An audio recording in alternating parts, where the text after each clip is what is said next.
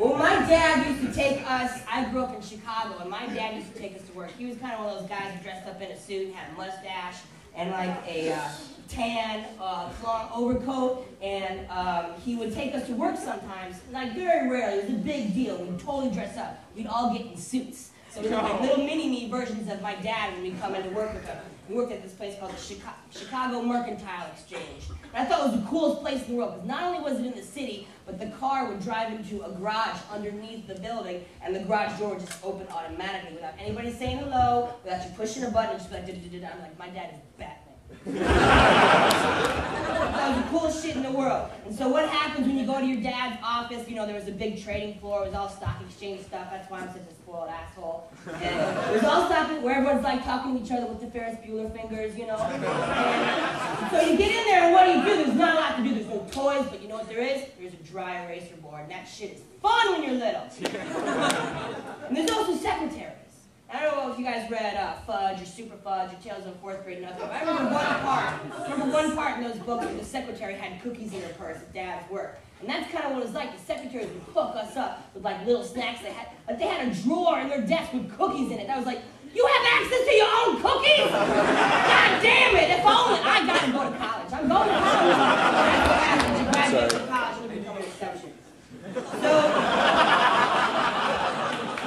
you know, so I remember the secretaries would print out those, like, I don't know what they are, like, little drawings, but they would be drawings with all the letters in them, like 00011 / / and it would be like Linus from Peanuts and stuff. And I thought that was the coolest shit in the world. It was those old school printers that had the holes on the sides, and it was kind of, you know what I'm talking about. So, shut up, man, I'm talking about. ASCII! No, ASCII, and there's a lot more than just Linus. Oh! Anything you want, ASCII. So, I always thought that shit was the coolest thing in the world. I never understood what my dad did, but I did know that he had like a dry eraser board and another person that wasn't my mom that had cookies in her desk, and I just thought all that shit blew my mind. So, let's just see what happens. Thanks.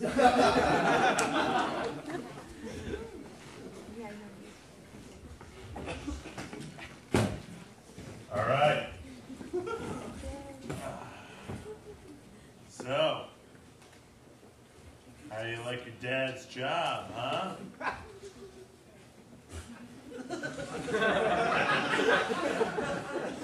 Pretty cool, right? What'd you say? You're pathetic. Yeah? Well, if I'm pathetic, you're a smaller version of me, so that makes you a fucking shit speck. I may be a smaller version of you, but I got a whole future ahead of me.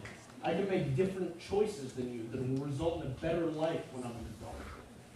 Cookies! I got some cookies. Y'all want some cookies? You know my secretary, Alan. Y'all want some cookies? Not impressed anymore. I'm the son, Doug. I baked some chocolate chip. We all got cookies. Tinies, yeah, we get the tinies. You guys want cookies? What does that say about you, Doug? It says I know how to make cookies. My dad taught me. I think my father's pathetic, but your father works for my father. I worship my dad. He makes great tasty cookies, and he does a good job as a secretary. And I don't know, it's cool. See? They get off from school. You That's don't a good son. want us to pee in the office? No? Oh, come on, clean in the office.